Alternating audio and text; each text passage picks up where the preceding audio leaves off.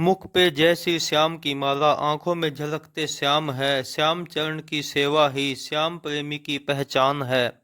जय श्री श्याम मंत्र विद्या चैनल में आपका स्वागत है। वीडियो को लाइक, सब्सक्राइब व शेयर अवश्य कीजिएगा। तू दातार है, सुख का भंडार है, शरण तेरी में जो पड़ा उसका बेड़ा पार है। श्याम नाम की लूट है, लूट सके तो लूट, अंत काल पछताएगा जब जग से जाएगा छूट। जय श्री श्याम। आज हम आपको एक ऐसे सेठ की कथा सुनाएंगे जो कि खुद अपने आप भी सेठ है और अपने हर किसी भक्त को सेठ बना देता है। और ये भी बताएंगे कि इस सेठ का मंदिर हमारे भारत देश में कहाँ पर स्थित है। इस सेठ का मंदिर राजस्थान के जिला चित्तौड़गढ़ में गांव मंडपिया नामक नगरी में स्थित है। और आगे इसकी आपको संपूर्ण कथा भी सुनाएंगे। यदि आपका कोई भी काम धंधा बिजनेस छोटा या बड़ा कोई भी हो, आपकी फैक्ट्री कारखाना जैसा भी हो, यदि आप उसमें हार थक कर बैठ गए हो कि यह तो चलता ही नहीं, सबसे आश्चर्यचकित बात यह है कि अगर आप इस सेट को पार्टनरशिप बनाओगे तो दुनिया की कोई भी ताकत आपको उस काम को चलने से नहीं रोक सकती। और आपका काम इतना चलेगा कि आप करोड़पति बन जाओगे। लेकिन कथा सुनने से पहले आपसे निवेदन है कि आप कथा को अधूरी न छोड़े, क्योंकि क्या पता कथा सुनते सुनते आपका कोई बहुत दिनों से रुका हुआ कोई ऐसा काम बन जाए कि आप उससे ही बहुत खुश हो जाएं। और वैसे भी किसी भी भगवान की कथा अधूरी छोड़ने से बहुत ही बड़ा पाप लगता है। और कथा के अंत में हम आपको यह भी बताएंगे कि इस सांवरिया सेठ को खुश कैसे किया जाता है, इसके मंदिर में या आपने अपने घर बैठकर भी इसको कैसे मनाना है, अपनी बात इस तक कैसे पहुंचानी है, हम कथा के अंत में आपको ये भी बताएंगे। लेकिन उससे पहले आप वीडियो को लाइक, सब्सक्राइब व शेयर अवश्य कीजिएगा। वह कमेंट में जय श्री सांवरिया सेठ अवश्य लिखिएगा। तो आइए जानते हैं सांवरिया सेठ की कथा। भगवान श्री सांवरिया सेठ जी की इस चमत्कारी मूर्ति के ऐतिहासिक तथ्यों और जन्म श्रुतियों के अनुसार मेवाड़ के अधिपति राणा संग्राम सिंह की बाबर से लंबे समय युद्ध के बाद विक्रमी संवत 1584 में मृत्यु हो गई। मीराबाई के सांसारिक पति भोजराज भी विवाह के बाद 7-8 वर्ष तक ही जीवित रहे। वह उनके माता पिता का भी निधन हो गया और मीराबाई अकेली रह गई। उसी समय साधु संतों का एक दल देश के विभिन्न भागों से भ्रमण करता हुआ मेवाड़ क्षेत्र में पहुंचा। इन साधुओं की लंबी मंडली के पास गिरधर गोपाल श्री सांवरिया जी की 4 मूर्तियां थीं। जमात द्वारा प्रतिदिन इन मूर्तियों की पूरे धार्मिक अनुष्ठान के साथ पूजा की जाती थी और भजन कीर्तन होते थे, जिसमें बड़ी संख्या में श्रद्धालु भाग लेते थे। चित्तौड़ के पास बेडच नदी के तट पर एक रमणीय हरे भरे स्थान पर श्री सांवरिया जी की 4 मूर्तियों के साथ इस जमात के आगमन और पड़ाव पर आसपास के क्षेत्रों से असंख्य भक्त उनके दर्शन के लिए उमड़ पड़े और वे भजन कीर्तन के साथ आनंद मनाने लगे। संयोगवश भक्ति मती मीराबाई को भी इस जमात में सत्संग का अवसर मिला। जमात में श्री सांवरिया जी की 4 मूर्तियों में से एक ने मीरा का मन मोह लिया। वह इन मनमोहक सांवरिया जी की मूर्तियों को निहारती रही, वीणा बजाती रही, नाचती रही और भजन कीर्तन गाती रही। संतन ढींग बैठी बैठी लोक लाज खोई, चलते चलते वह वृंदावन चली गई। जबकि एक अन्य मान्यता के अनुसार वह द्वारिका गुजरात चली गई, जहां भक्ति रस की धारा बहाते हुए वह भगवान श्री द्वारकाधीश में विलीन हो गई। इधर मीराबाई को मंत्र मुग्ध कर रही सांवरिया जी की छोटी मूर्ति सहित 4 मूर्तियों को लेकर साधु संतों का वह समुदाय भ्रमण करता रहा। यह 4 मूर्तियां दयाराम नामक साधु की टोली के पास थी। समय बीता, महीने बीते, साल बीते इत्यादि। जब बादशाह औरंगजेब को भी इन मूर्तियों के बारे में पता चला तो उसकी सेना ने हिंदू मंदिरों को नष्ट कर दिया और मूर्तियों को तोड़ दिया और खंडित होकर चित्तौड़गढ़ तक आ गया।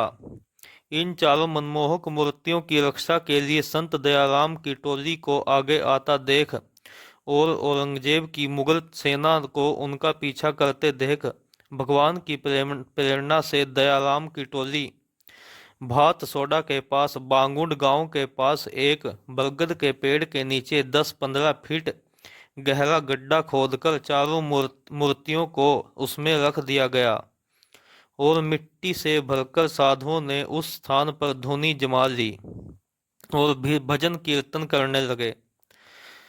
मुगल सेना आई लेकिन मूर्तियां नहीं ढूंढ पाई और आगे बढ़ गई। मूर्तियों को सुरक्षित मानकर जमात वहीं डेरा जमाए रही। भजन कीर्तन होता रहा। बाद में जमात के मुख्य महंत का निधन हो गया।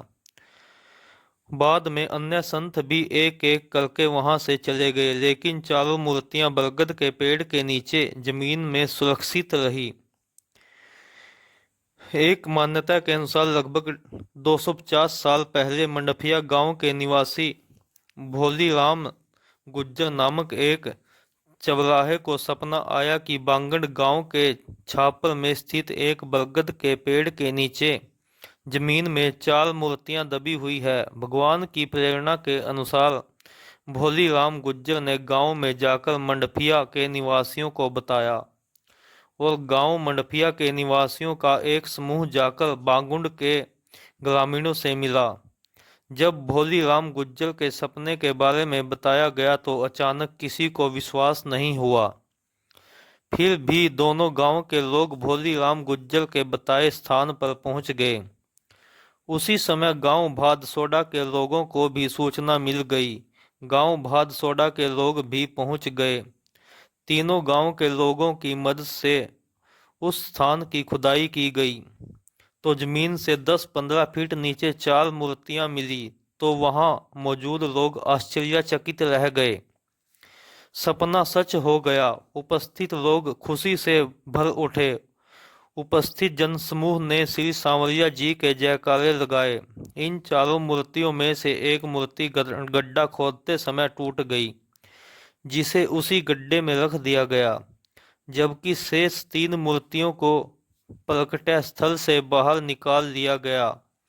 आपस में विचार विमर्श करने के बाद इन तीनों मूर्तियों में से एक मूर्ति को प्रकट स्थल बांगुड़ में तथा दूसरी मूर्ति को ग्राम भादसोडा में तथा तीसरी अति सुंदर मूर्ति को ग्राम मंडफिया के निवासियों ने बड़ी धूमधाम से स्थापित किया। धाम सहित श्री सांवरिया सेठ के जयकारे लगाते हुए मंडफिया लेकर आए। श्री सांवरिया सेठ जी की मूर्ति को स्थायी तौर पर स्थित भक्त भोलीराम गुज्जर के घर में स्थापित किया गया।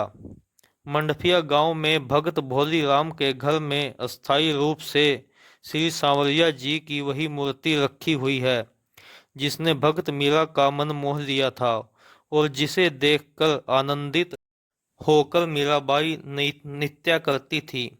वह भजन कीर्तन करती थी। विक्रमी संवत 16वीं शताब्दी के अंतरार्ध में भक्त मीरा को मोहित करने वाली सांवरिया जी की मूर्ति के चमत्कारों की गाथा धीरे धीरे फैलने लगी।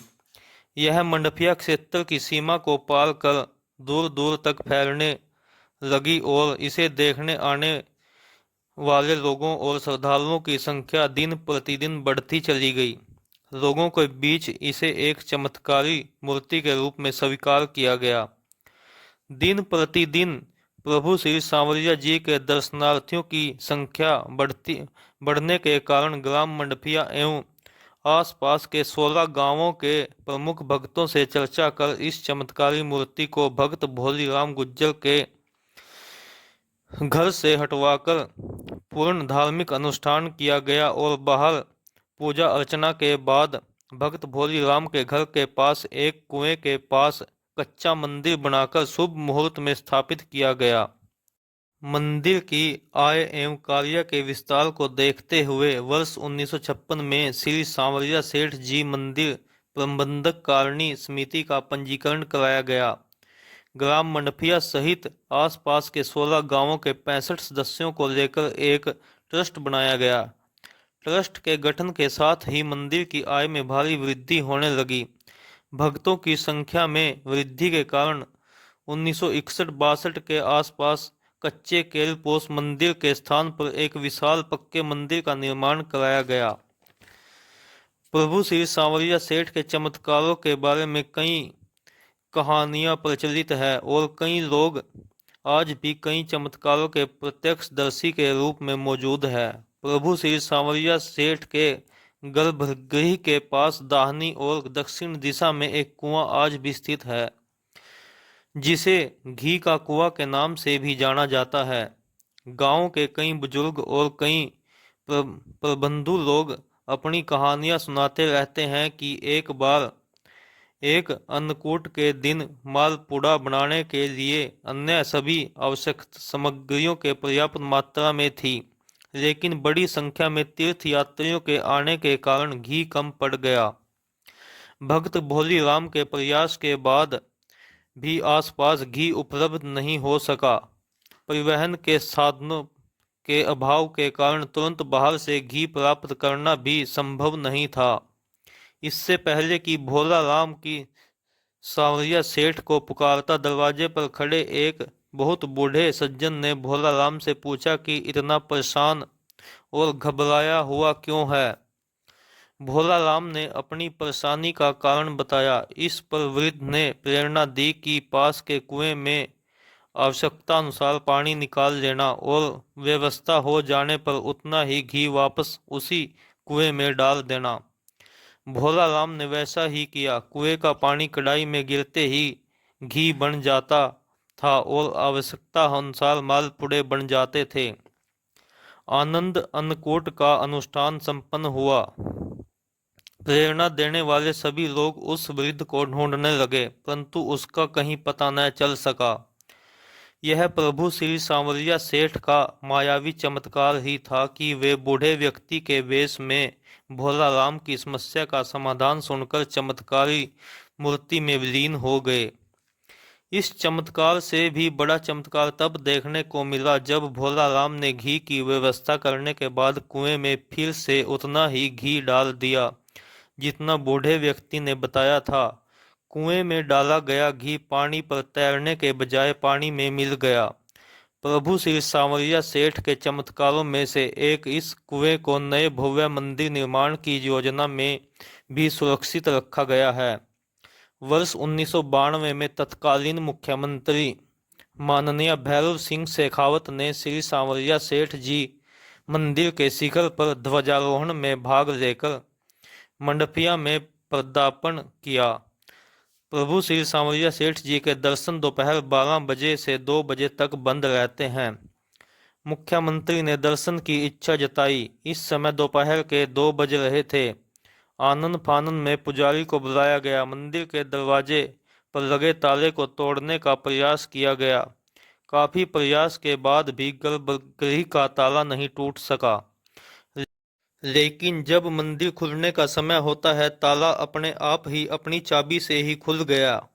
यह चमत्कार देखकर उपस्थित दर्शनार्थी जयकार लगाने लगे। माननीय शेखावत साहब भी इस गरिमामय चमत्कार से अभिभूत हो गए और प्रभु श्री सांवरिया सेठ के दर्शन के बाद ही आगे की यात्रा के लिए प्रस्थान किया। प्रभु श्री सांवरिया सेठ के गर्भगृह के प्रवेश द्वार के पास एक दान पेटी रखी हुई है, जिसके पास बड़े खड़े होकर हम भगवान के दर्शन करते हैं और अपनी इच्छा अनुसार पेटी में पैसे आभूषण डालते हैं।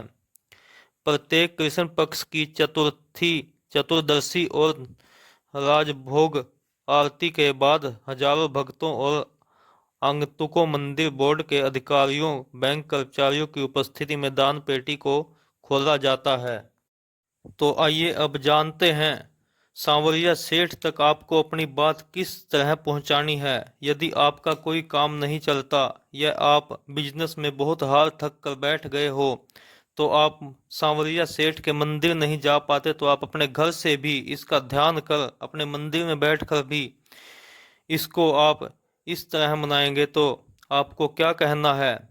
दुनिया का बड़ा सताया हूँ, तेरे दर पे हार के आया हूँ। कुछ भी नहीं है पास अर्पण को, दो आंसू चढ़ाने आया हूँ। मेरी आंखों में ही पड़ ले श्याम, क्या मुख से कहना जरूरी है। यूं ही तो आंसू आए नहीं, मेरी कुछ तो श्याम मजबूरी है। बस आप इतना कहकर देखो, फिर देखो श्री सांवरिया सेठ जी का चमत्कार। यदि आपको वीडियो अच्छी लगी तो वीडियो को लाइक, सब्सक्राइब व शेयर अवश्य कीजिएगा व कमेंट में जय श्री सांवरिया सेठ अवश्य लिखिएगा। जय श्री सांवरिया सेठ जी।